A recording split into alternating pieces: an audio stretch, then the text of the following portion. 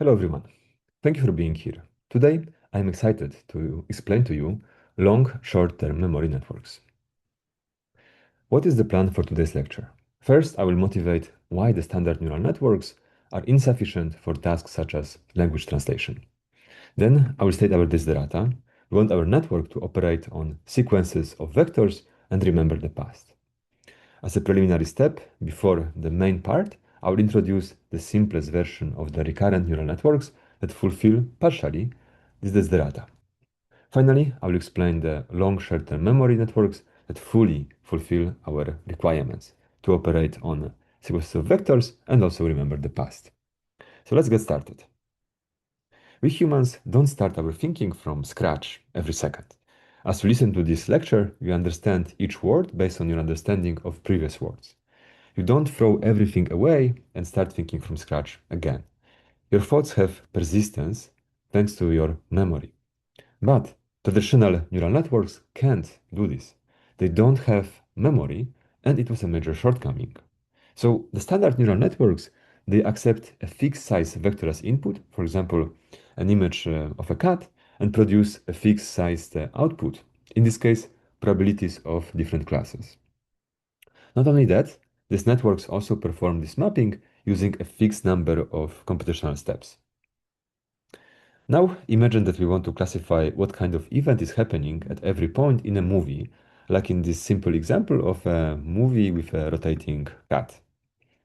It's unclear how traditional neural network could use its reasoning about previous events in the movie to inform the later ones. What we want instead is to operate over sequences of vectors. A few examples will make this more concrete.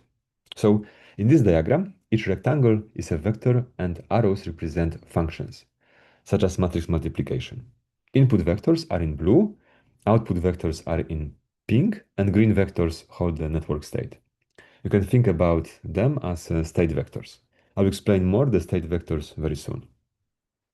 In the standard neural network, we have a one-to-one mapping from this fixed-sized input, such as image of a cat, to fixed-sized outputs like this softmax vector. This is the example of the image classification, but we want our networks to handle much more useful cases. For example, to caption an image, we take an image as the single vector and output a sentence of words. So in this case, the network would output that a cat is chasing a butterfly on the grass. This is a one-to-many mappings where we have as input the single image of a cat, so single vector, and then as output many words that also can be formed out of many vectors. Another task that operates on vectors is taking a sequence of vectors as input and then returning a single vector. For example, a sentiment analysis where a given sentence is classified as expressing positive or negative sentiment about a movie review. Finally, we deal with tasks where we present a sequence of vectors as input and the network should return a sequence of vectors as output. This is the case, for example, for the language translation, such as Google Translate. This network receives a sentence in English as input and then outputs a sentence in German. Notice that in every case, there are no pre-specified constraints on the length of these sequences of vectors, because the transformation in green, the state vector, can be applied as many times as we like. To operate on sequences of vectors in inputs and outputs, and to remember, we want a recurrent neural network. So this network, shown here in a green, so can be thought of as a multiple copies of the same network. Each copy passes a message to a successor and also receives an input and returns an output. This chain-like nature reveals that recurrent neural networks are related to sequences and lists. They're the natural architecture of neural networks to use for such data. Now we can simply roll up this loop. What we create is a network with a loop allowing information to be remembered. So RNNs were created to operate on sequences of vectors and to remember some part of these already seen vectors. So RNNs keep part of the previous vectors in their memory to be able to effectively process the next vectors in the sequence. This loop allows information to be passed from one step of the network to the next one. So these loops are the essence of the recurrent neural networks. All recurrent neural networks have the form of a chain of repeating modules of neural network. In standard RNNs, this repeating module is a very simple structure, namely a single 10H layer. Here, I zoom into the internal structure of an RNN cell. We start from the input vector x sub t. This is passed as the input to the RNN cell. The input x sub t is then merged with the previous state of the cell, h sub t minus 1, denoted in here as the red circle.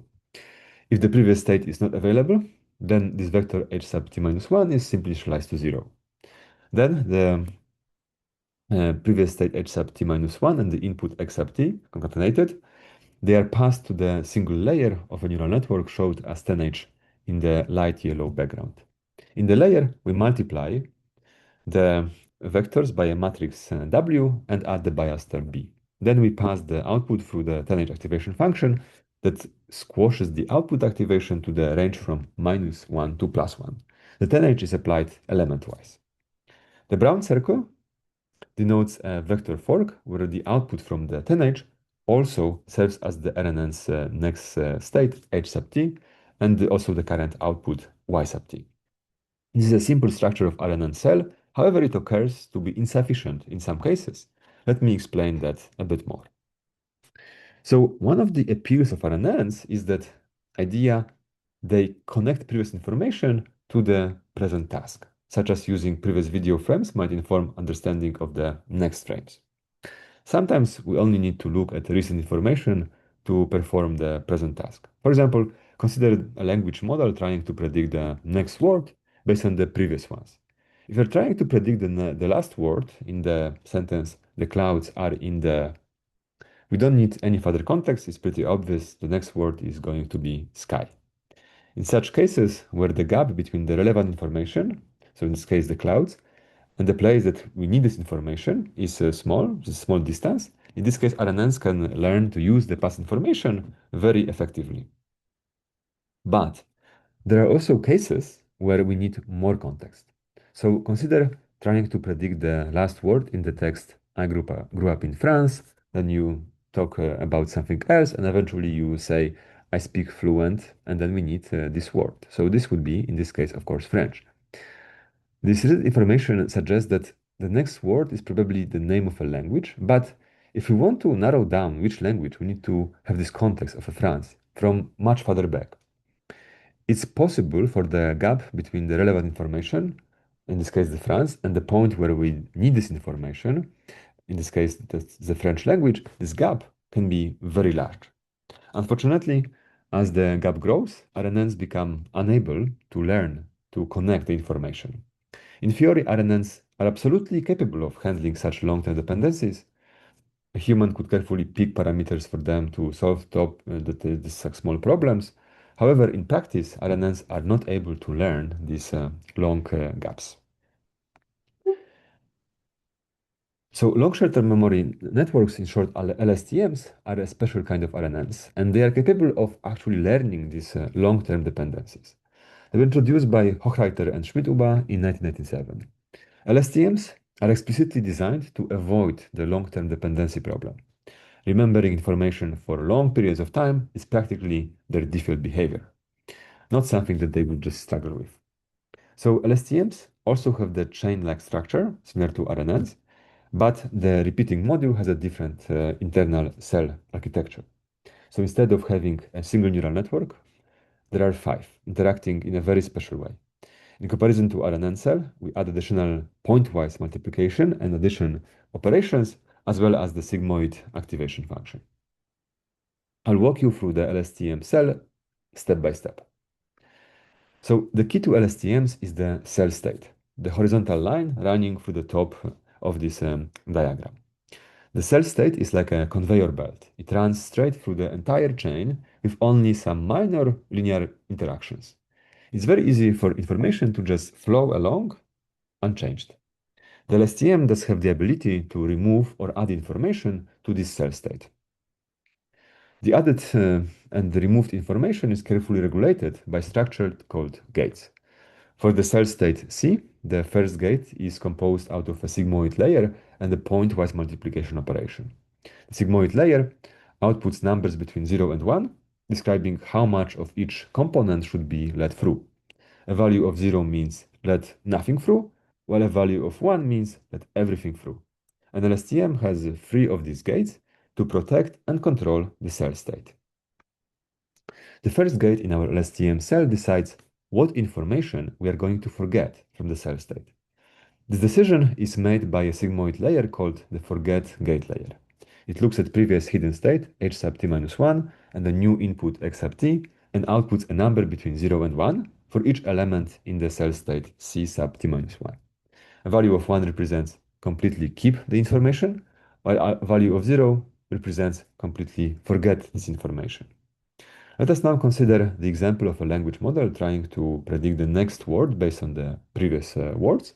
In such a problem, the cell state might include the gender of the present subject so that the correct pronouns can be used. When we see a new subject, we want to forget the gender of the old subject. The next step is to decide what new information we are going to store in the cell state.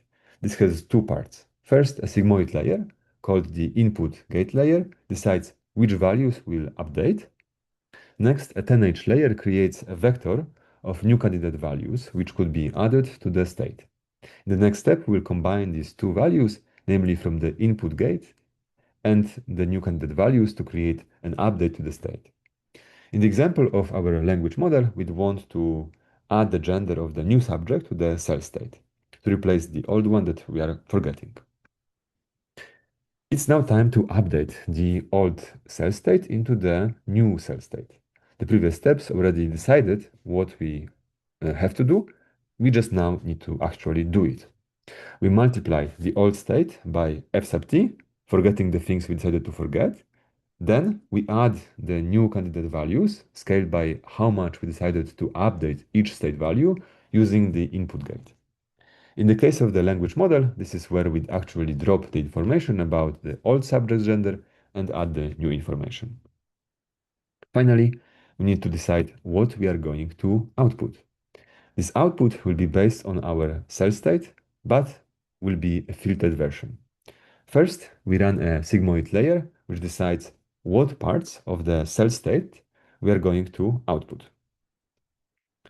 Then we put the cell state through 10H activation function and multiply it by the output of the sigmoid gate so that we only output the parts that we decided to actually return. For the language model example, since it just saw a subject, it might want to output information relevant to, for example, a verb, in case this is what is coming next. So it might output whether the subject is singular or plural, so that we know what form a verb should be conjugated into, if that's what's following next.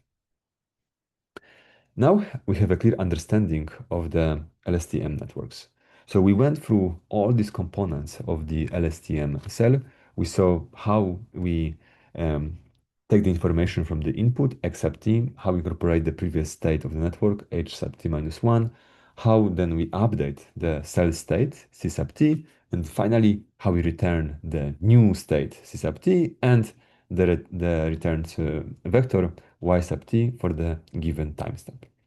So let's summarize. First, we saw that the major limitation of standard neural networks is their lack of memory.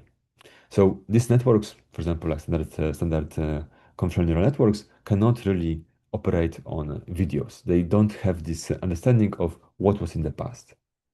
Then we saw many examples of applications such as language translation or image captioning that need to take as input a sequence of vectors and also output sequences of vectors. Additionally, the networks for such tasks have to have memory to maintain the context. So we saw that RNNs can partially fulfill this task. However, the major limitation was that they don't have the ability to really fully cater to these long-term dependencies. And LSTMs were shown to solve this problem. So with that, thank you for your attention, and I would encourage you to also check my materials on my website to learn more about the topics so that we can discuss it in person. Thank you very much.